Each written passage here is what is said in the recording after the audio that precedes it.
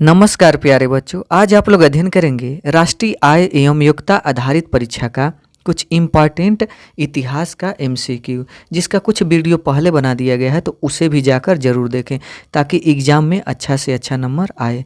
तो जिसमें 61 से यहाँ शुरू हो रहा है कि सन 1911 ईस्वी में आयोजित दिल्ली दरबार के समय भारत के वायसराय थे। तो उस समय भारत के जो वायसराय थे वो लॉर्ड हार्डिंग थे। तो इसमें 61 का ऑप्शन सी सही है। अगला प्रश्न, दिल्ली दरबार के संबंध में निम्न में से क्या सत्य है? तो उस समय जो था इनमें बंगाल विभाजन को रद्द कर गया यानी कर दिया गया, तो ये भी सही ही है। बंगाल से अलग बिहार को नया प्रांत बनाने की घोषणा की गई, तो ये भी सही बात है दिल्ली दरबार के समय। फिर दिल्ली को भारत की राजधानी बनाने की घोषणा की गई, तो ये भी सही है। यानी जब तीनों सही है तो इसका मतलब यानी उपरोक्त सभी, तो इसका ऑप्शन डी होगा, यानी 62 का ऑप्शन डी। अगला प्रश्न है कि नई राजधानी दिल्ली में प्रवेश करते समय वायसराय लॉर्ड हार्डिंग पर किसने बम फेंका था? तो उस समय रास बिहारी बोस ने बम फेंका था, तो इसमें 63 का ऑप्शन ए सही है। फिर अगला प्रश्न इसमें है, प्रश्न की ओर आगे बढ़ते हैं। तो इसमें अगला प्रश्न, आज मेरे ऊपर बरसी एक एक लाठी की चोट अंग्रेजों के ताबूत की कील बनेगी कथन था। यह कथन किसने दिए थे, यानी किस भारतीय क्रांतिकारी ने दिए थे? तो यह कथन लाला लाजपत राय ने दिए थे। तो 64 का ऑप्शन सी सही है, तो इसमें सी टिक लगाएंगे। अगला प्रश्न, किस वायसराय के समय भारतीय राष्ट्रीय कांग्रेस की स्थापना हुई? तो वह थे लॉर्ड डरफिन, तो 65 का ऑप्शन ए सही है। अगला प्रश्न, उत्तर प्रदेश का स्थापना दिवस है, यानी उत्तर प्रदेश का स्थापना कब हुई, यानी कब बनाया गया उत्तर प्रदेश? तो वह जो बनाया गया तो वह 1 नवंबर 1956 में स्थापना हुई, तो 66 का ऑप्शन ए सही है। अगला प्रश्न है, प्रथम गोलमेज सम्मेलन कब आयोजित हुआ? तो प्रथम गोलमेज सम्मेलन वह नवंबर 1930 में आयोजित हुआ, तो 67 का ऑप्शन बी सही है। अगले प्रश्न की ओर चलते हैं। तो अगला प्रश्न इसमें है, कांग्रेस के किस अधिवेशन में गरम दल एवं नरम दल तथा कांग्रेस एवं मुस्लिम लीग का समझौता हुआ? तो वह जो था यानी लखनऊ 1916, तो इसमें 68 का ऑप्शन ए सही है। अगला प्रश्न, भारत में सर्वप्रथम होम रूल लीग की स्थापना किसने की? तो वह बाल गंगाधर तिलक ने की, तो 69 का ऑप्शन ए सही है। अगला प्रश्न इसमें है कि डांडी मार्च की यात्रा कितने किलोमीटर लंबी थी? तो डांडी मार्च की जो यात्रा थी वह 512 किलोमीटर थी, तो 70 का ऑप्शन सी सही है। अगला प्रश्न, अमृतसर के जालियांवाला बाग में आयोजित सभा पर किसने गोलियां चलवाई? तो आयोजित सभा पर जनरल डायर ने गोलियां चलवाई, तो 71 का ऑप्शन सी सही है। फिर अगला प्रश्न, जालियांवाला बाग हत्याकांड के बाद किस भारतीय ने अपनी सर की उपाधि वापस कर ली? तो वह थे रविंद्रनाथ टैगोर, तो 72 का ऑप्शन सी सही है। अगला प्रश्न है कि भारत में पृथक निर्वाचन पद्धति अथवा सांप्रदायिक निर्वाचन पद्धति की शुरुआत कब हुई? तो उसकी शुरुआत जो है वह 1909 ईस्वी में हुई, तो इसमें 73 का ऑप्शन बी सही है। फिर अगला प्रश्न है, गांधी जी ने भारत में सर्वप्रथम सत्याग्रह का प्रयोग कहाँ किया? तो सर्वप्रथम सत्याग्रह का जो प्रयोग है वह चंपारण से किया और सन 1917 में किया, तो इसमें 74 का ऑप्शन यह ए सही है। अगला प्रश्न है खिलाफत आंदोलन में मुख्य भूमिका थी, यानी किनकी मुख्य भूमिका थी? तो मोहम्मद अली, शौकत अली, अबुल कलाम आज़ाद, ये तीनों लोगों की मुख्य भूमिका थी। तो इसलिए इसका ऑप्शन डी होगा, यानी उपरोक्त सभी। फिर अगले प्रश्न की ओर चलते हैं। तो अगला प्रश्न है कि चंपारण में प्रचलित 3 कठिया पद्धति का संबंध किसकी खेती से था? तो वह था नील। तो इसमें 76 का ऑप्शन सी सही है। अगला प्रश्न असहयोग आंदोलन कब शुरू किया गया? तो असहयोग आंदोलन है वह 1920 को शुरू किया गया। तो 77 का ऑप्शन बी सही है। अगला प्रश्न इसमें है स्वराज पार्टी के संस्थापक थे। तो स्वराज पार्टी के संस्थापक मोतीलाल नेहरू थे। तो 79 का ऑप्शन ए सही है। अगला प्रश्न हिंदुस्तान सोशलिस्ट रिपब्लिकन एसोसिएशन की स्थापना कब एवं कहाँ की गई? तो वह 1928 ईस्वी में दिल्ली में की गई। तो 80 का ऑप्शन सी सही है। अगला प्रश्न इसमें है कि केंद्रीय विधान परिषद में किसने बम फेंका? तो केंद्रीय विधान परिषद में भगत सिंह, बटुकेश्वर दत्त ने दोनों लोगों ने बम फेंका। तो इसका ऑप्शन डी होगा, यानी ए एवं बी दोनों। फिर अगला प्रश्न है चटगांव शास्त्रागार डकैती से संबंधित क्रांतिकारी थे। तो वह क्रांतिकारी थे मास्टर सूर्य सेन। तो 82 का ऑप्शन ए सही है। अगला प्रश्न साइमन कमीशन के विरुद्ध प्रदर्शन के दौरान किए गए लाठीचार्ज में किस राजनेता की मृत्यु हो गई? तो वह राजनेता थे चित्तरंजन दास। तो 83 का ऑप्शन सी सही है।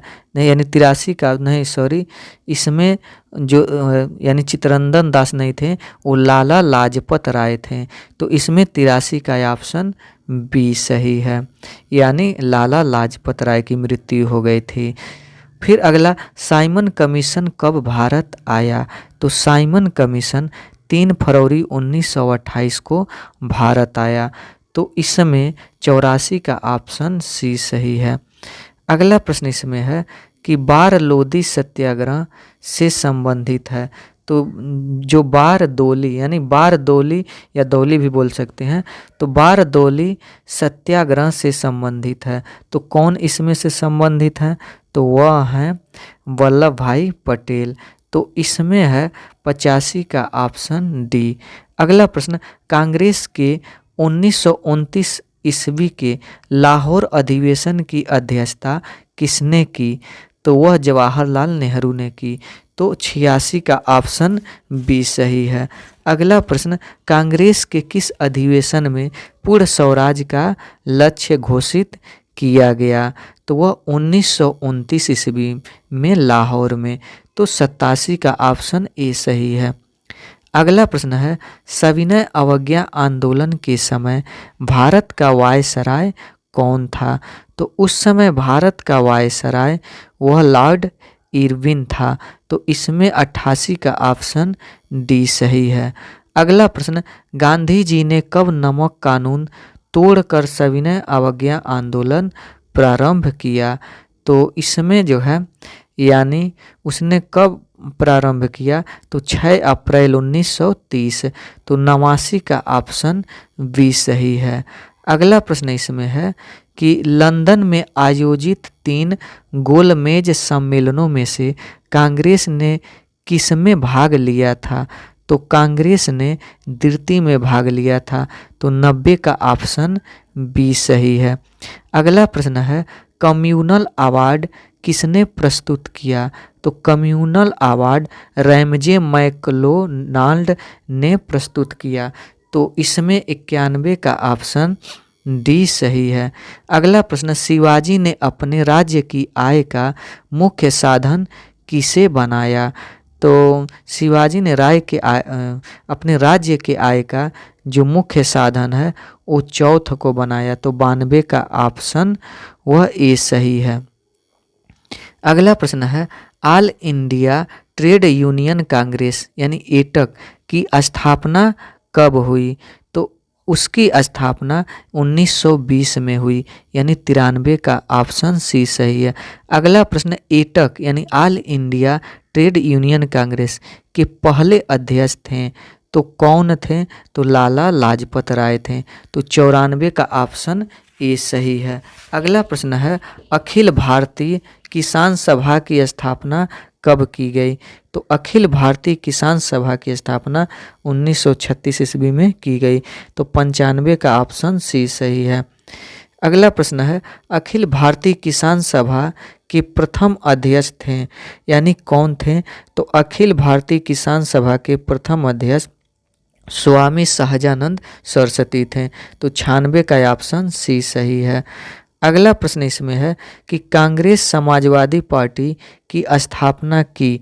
तो कांग्रेस समाजवादी पार्टी की स्थापना यानी जयप्रकाश नारायण, आचार्य नरेंद्र देव, मीनू मसानी यानी तीनों ने की। तो 97 का ऑप्शन डी सही है।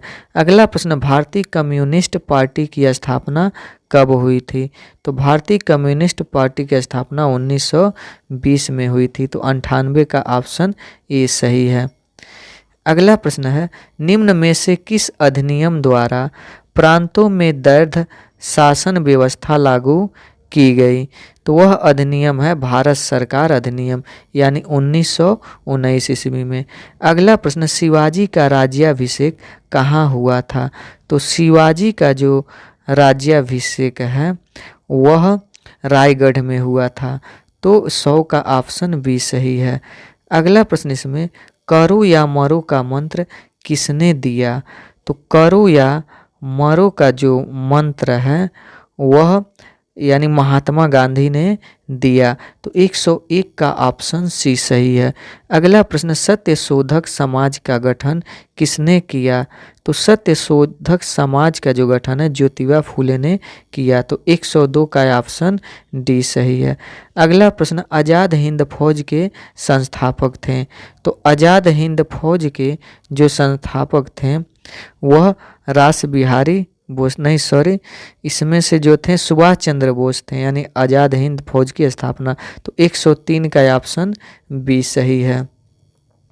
अगला प्रश्न है कि सुभाष चंद्र बोस ने आज़ाद हिंद सरकार की स्थापना कहाँ की थी? तो इन्होंने आज़ाद हिंद सरकार की स्थापना यह सिंगापुर में किए थे। तो 104 का ऑप्शन बी सही है। अगला प्रश्न, निम्नलिखित में से किस आयोग योजना के आधार पर भारत पाकिस्तान का विभाजन हुआ? तो वह था माउंट बेटन योजना। तो 105 का ऑप्शन सी सही है। अगला प्रश्न है, स्वतंत्र भारत के प्रथम गवर्नर जनरल थे। तो स्वतंत्र भारत के प्रथम गवर्नर जनरल लॉर्ड माउंटबेटन थे। अगला प्रश्न, स्वतंत्र भारत के प्रथम भारतीय गवर्नर जनरल थे, यानी जो भारतीय हों, तो वह थे इसमें चक्रवर्ती राजगोपालचारी। तो 108 का ऑप्शन है सी। अगला प्रश्न है, 19वीं शताब्दी के दौरान होने वाले वहाबी आंदोलन का मुख्य केंद्र कहाँ था? तो वह था पटना। तो 109 का ऑप्शन ए सही है। अगला प्रश्न है, कबीर के गुरु कौन थे? तो कबीर के जो गुरु थे वह रामानंद थे। तो 110 का ऑप्शन बी सही है। अगला प्रश्न, भक्ति को दार्शनिक आधार प्रदान करने वाले प्रथम आचार्य थे। तो वह प्रथम आचार्य शंकराचार्य थे। तो 111 का ऑप्शन बी सही है। अगला प्रश्न, निम्न में से किस नगर को सिराजे हिंद कहा जाता था? तो जौनपुर को सिराजे हिंद कहा जाता था। तो 112 का ऑप्शन सी सही है। अगला प्रश्न है कि कृष्णदेव ने अमुक्त माल्याद ग्रंथ की रचना किस भाषा में की थी? तो इन्होंने इनका भाषा तेलुगु था। तो 113 का ऑप्शन बी सही है। अगला प्रश्न, लीलावती पुस्तक संबंधित है। तो लीलावती जो पुस्तक है वो गणित से संबंधित है। तो 114 का ऑप्शन ए सही है। अगला प्रश्न, सुभाष चंद्र बोस